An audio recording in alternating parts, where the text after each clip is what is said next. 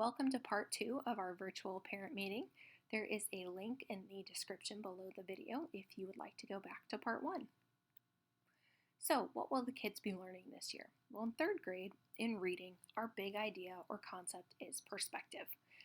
And so we want to be thinking about the idea that we all come to situations from different backgrounds and we have different ideas that we will enter these situations with. We started in a concrete way by analyzing ink blots. And so the kids each got an ink blot and decided what they saw in the picture. And then they got together with other kids who had the same ink blots. And even though they had the same ink blots, they saw different things in the pictures. And we will begin to apply that idea to books and to think about we can all read the same text, but we're all going to come at it with with different lenses. And we'll also work on figuring out how an author's perspective will affect how he or she portrays a subject. One of our skills that we'll be developing is responding to our reading, both through academic conversations and also through writing. So we'll be analyzing some quotes, and we'll really be working to provide evidence from the text. So our kids are really good at talking about things and giving us their opinion, and we want to make sure that we are going back and we're also looking at what the author said in a text or how a character acted. So going back to get that evidence piece is really important. In 3rd grade math, we will introduce model drawing, which is part of Singapore math, to solve problems. So if you'd like, you can pause the video right now and take a moment to solve this problem. So 1 out of every 3 seats on an airplane is empty. There are 68 passengers, each occupying 1 seat on the plane. How many empty seats are there? And so if you're like me, I would do a guess and check approach to this problem. And it would take me a while, and I'd probably get a little bit frustrated. So the idea is that we're going to teach the kids a strategy, model drawing, that they can use to tackle complicated problems like this. But we need to start at a more simple level to teach it to the kids. So we'll come back to this problem at the very end of the presentation. Here's a simpler version. Bob is having a tea party for his teddy bear. Bob invites 4 guests. The girls invite 5 times as many guests as Bob. How many total guests are invited to the tea party? So the first step in model drawing is you want to read the problem. The second step is to write a sentence that will answer the problem. And this is great because it sets our kids up to be solving for the right question. Sometimes we get to the end and we write down an answer and it didn't actually answer the question that was being asked. So this way sets the kids up to be answering the correct question, and then you don't have to worry about getting a label at the end because it's already there for you. So there are blank guests invited to the tea party. Okay, who or what is the problem about? Well, it's about Bob and the girls. So I'm going to start my bar model with my labels. We know that Bob invited 4 guests. So my little bar next to Bob, I'm going to have a 4. The girls invited 5 times as many guests as Bob. So Bob gets that 1 rectangle or bar, and the girls will get 5 of them. Everything is proportional. And so you want to make sure that each bar on the girls section is going to be equal to the one on Bob's section. Well, since each piece is equal, since Bob invited 4 guests, each bar that the girls have, we can put a 4 in. And now we're getting somewhere. We want to know how many total guests are invited, and so we need to combine the guests that Bob invited and the guests that the girls invited. And so our question mark will be the combination of the 2 sets of guests. Now, we can solve it in different ways. We can add up our 6 4s. If maybe I know that 4 times 5 is 20, and then I can add on the last 4. But however we solve it, we're going to get to 24 guests invited to the tea party. And so I'll put my answer in the blank. MathaPalooza is a special math celebration that we have for our 3rd graders. It's open to the schools and CMS, and we can take up to 20 kids for the competition. And so in the beginning of the year, the kids completed some really tricky problem-solving problems, and we also have been looking at how they're working with other kids. Teamwork is a big part of MathaPalooza, and so based on the kids' performance, we were able to invite 20 kids to be part of our MathaPalooza group this year. In 4th grade, in reading, Again, we're going to continue to work on responding to reading, and we will continue to work to analyze quotes, and we're going to bring in some text analysis wheels. Sometimes it'll look like a wheel in a circle. Sometimes we will separate out the boxes. We're going to be looking at an author's technique or style. We'll be looking at how structure affects the meaning of a text, and central ideas, characters' motivation. Another skill we're going to be building will be using more specific words. So our kids read wonderful, wonderful books with really rich vocabulary, but sometimes we see in our writing, when we're describing how something was, or when we're describing a person, we get nice or fun or good. But they have that rich vocabulary, and we know we've been exposed to it in the books that they're reading. So we'll be working on using more specific words. The graphic there is from a neat book called My Fantastic Words book, and we're going to look at shades of meaning to really make sure we're finding the best word for the situation. And we'll also work on some symbolism, so looking more at author's intention with symbolism. Here's an example of close reading a poem. So this is City by Langston Hughes. When we close read something, whether it's poetry or story or an article, we're looking to really understand what the text says, what it means, author's purpose, really go a little bit deeper with it. Now, we don't expect the kids to closely read a poem at this level right now. This is something that we will work up to. But you can see the different things that we look for when we close read, especially with poetry, when we're looking at different elements. And then we're able to come to a conclusion at the end of it and really think about the poet's intention. So in 4th grade math, some of the pieces we're going to work on are place value. And so this was interesting. This was online. Somebody had posted on Twitter that a homeowner tiled her floor with pennies to make the beautiful design seen below. And so the question to the kids is, how much did the 13,000 pennies cost? Because Dean had posted, jokes on him, because now he just wasted $13,000, shaking my head. So we talked to the kids about place value and how much those pennies actually cost. Another way that we are applying the kids' problem solving and math skills is given Publishers Clearinghouse. You can, if you win it, you can win $10,000 a week for life, or you can take $10 million at once. And so we pose the question, at what age is it a better deal to take the $10 million at once? And we'll look at the average life expectancy and work backwards from there. So it's just different ways of getting our kids to apply their math skills in real life ways. So you may already be familiar with the different kinds of math that we do. When I learned long division, this is how I learned it. And so if you wanted to know what 148 divided by 4 was, the first step was, well, 4 doesn't go into 1, right? So then you had to move next door to the 4. How many 4s are in 14? Oh, there's 3. So I'm going to put 3 on the top, and I know 3 times 4 is 12. I subtract my 12 from 14 and get 2. Now, over here, I have to bring down my 8. How many 4s are in 28? 7. Put the 7 here. 7 times 4 is 28. No remainder. That's how I learned how to do division. However, this is pretty neat. We can look at division with partial quotients. This is going to show us the kids who really have number sense, and this will help them to be able to do math like this in their heads and become more fluent with it. Instead of thinking about how many 4s go into 1, this 1 is really 100. And so if we think about the 1 as 100, we know that there are 25 4s in 100. And then this 4 is really 40. And we know that there are 10 4s in 40. And then there are 2 4s in 8. And so I don't have to write anything down here because it's all done right there. And I can add up my 25, my 10, and my 2, and I still get 37. So it's not that the old way of doing things, the long division, is wrong or it's incorrect or it doesn't work. We know it works. But this is another way to think about numbers, and it's going to help the kids to have better number sense and to be able to be critical thinkers and do this kind of math in their heads.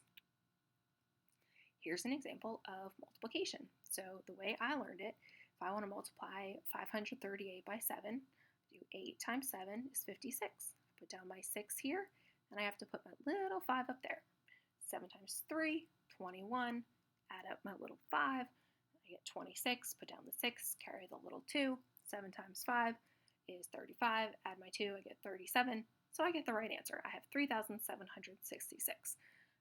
Again, it's not wrong. This way absolutely works. However, we can use partial products to solve it. When we use partial products, we're recognizing the place value of the numbers.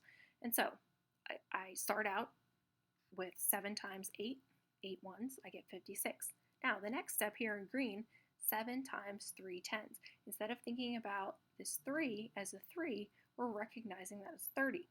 And so we get 210. 7 times 500 is 3,500. I add my partial products together, and I get my 3,766. It's another way of thinking about it. The area model would be another way to solve the same problem, different process. So, area model is going to, sometimes we call it a window model. It's going to break the numbers apart by place value again. 7 times 500, 3,500. 7 times 30, 210. 7 times 8, 56. I add my numbers together and I get my answer. Here's another partial quotients look. So for this problem, we are doing 3,766 divided by 7. I'm going to break my 3,766 into numbers that I know are divisible by 7. And there are a couple ways to do this. So over here on the left, you can see this is like the way we did it before. I can break my 3,766 into 3,500, 210, and 56. And then I'm just showing, okay, there are 500 sevens and 3,500, 30 sevens and 210, and 8 sevens and 56. I add them together to get 538. This is kind of a combination, partial quotients with the long division way that I had learned. So I can do, okay, 500 times 7 is 3,500.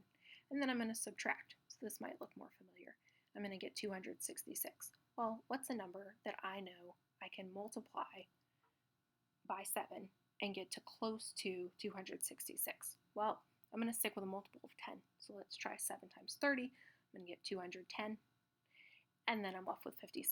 And I know 7 times 8 is 56. Add up my answers and I get 538. Just different ways of looking at the numbers to help the kids to build that number sense. It's okay to give the kids the answer when they're learning to solve these kind of problems. Rather than speeding to get the answer, we want them to focus on the process. Oftentimes, we equate speed with intelligence, and so if I'm the first one done with this problem, then I must be the smartest. So when you give the kids the answer, you remove the speed part of it, and they're able to focus on how am I able to get my answer rather than being the first one done. Okay, in 5th grade, in reading, our big concept is leadership. So we've started with some quotes of the day, and we have developed leadership as a concept leading to generalizations, and we're going to be supporting those generalizations with historical figures and book characters. And so in the past, 2 generalizations that the kids have come up with about effective leaders are that leaders allow others to share ideas and then build on the ideas to make them better. And effective leaders may use their skills to be independent or collaborative. And so we've talked about how to provide evidence for these generalizations in both the real world and in our books that we're reading. We'll also work on some literary archetypes later in the year, especially with our fantasy genre. In 5th grade math, we're working on applying our skills. So we'll have a real world project, and this is where the kids are going to practice adding and subtracting decimals by balancing a checkbook with monthly costs and deposits. And so everyone will choose a career card, and they'll get a career and an hourly wage, and then they'll be able to figure out how much they make a week, and if they're paid every other week, how much is each paycheck. And then each month, they'll also choose a cost card and a deposit card, and so they'll be doing some math to determine a cost or a deposit for that month, and they'll be keeping up with their checkbook. When we talk about volume in 5th grade, we're going to look at making a floor plan of our classroom and then trying to figure out how we would go about determining how many pieces of popcorn it would take to fill the classroom. And that'll be a neat project when we get to there. Lake Norman STEAM Tournament is an opportunity that we've had for the past couple years, and so our kids will participate in Math Olympiad, and in Math Olympiad we are solving tricky math problems each month, and the kids are competing with other kids from across the world to their scores on these 5 problems, and we will make a Lake Norman STEAM Tournament group using our Math Olympiad scores. And so in the past we've been able to invite 10 4th and 5th graders to be part of this group that meets on a Saturday, and we do some neat problem solving and team building work. Okay, every identified gifted student will receive a performance review at the end of the year, and this is basically a report card. It's something that is kept in the kids' CUME folder, and I will send home a copy of it with you. So it's just for kids who are identified as gifted, and it's a way of communicating how they've been doing. There are 4 main areas of performance on the performance review. So one of the main areas is communication and collaboration, and this is how kids are sharing their ideas and participating. Another big area is critical thinking and problem solving, and so we are looking at how the kids are using strategies to solve problems, how they're able to take information and perspective from multiple places and combine it with their own. The last 2 areas of our performance review, we have creativity and innovation, and so this is when kids are able to make unique ideas, they're able to adapt or refine ideas, and personal growth. And this is tricky. We're looking at how the kids give and receive feedback, how willing they are to take risks, embracing self-reflection, and then understanding that learning is an ongoing cyclical process that involves failure and success through perseverance, which is a lot to ask of an adult. So when we look at it with the kids, just know that this is a lot to ask, but this is what we're shooting for.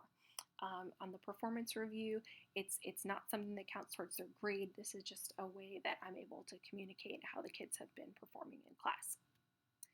The big areas of the performance review match the skills that are most desired by employers on a recent survey. And so it's important that we're looking at how we're developing these kids as thinkers, as problem solvers, to be ready for the real world. Some great online resources for you to consult: the Center for Gifted Education at the College of William & Mary, UConn, when the National Research Center for Gifted Ed was up, UConn had it for a number of years, and they have a lot of information at their site. SANG, which is Supporting the Emotional Needs of the Gifted, has a lot of information about the kids' social and emotional needs. And then the National Association for Gifted Children has a great parent page with lots of resources on it. So now we're coming back to this problem. Maybe you've had a chance to pause and work on solving it. So I'm going to show you how to solve this problem using model drawing.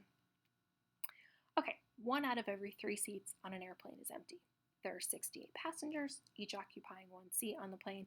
How many empty seats are there? Well, I'm going to rate my question and leave a blank for the answer. So there are blank empty seats. Okay, there's my diagram. So this is showing, this would be like a row on the plane, and I know that 1 out of every 3 is empty. Now, there's 68 passengers on the plane, and so if you think about the diagram as like being the airplane there, these 2 seats are going to be occupied in each row. When we add them together, we're going to get 68. Because each piece is equal, I'm going to split my 68 in half, and I know that there are 34 people in each of my bars. Now, because each bar is equal, my empty seats, or my question mark right there, will also be equal to 34 people. And so I know that there are 34 empty seats on the plane.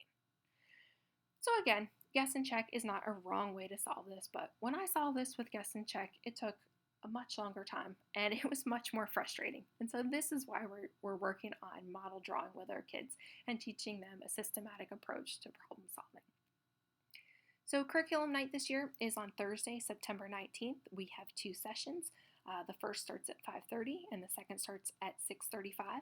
So instead of meeting in person this year, we have this virtual parent meeting, and I will be available from 5 o'clock until 7:35 in my room, which is room 203, between the 4th and 5th grades. If you would like to stop by at any time during that window, ask me questions, just say hi, that would be great. Also, feel free to email or call me. I would be happy to talk with you. So thank you for watching, and I look forward to catching up with you soon.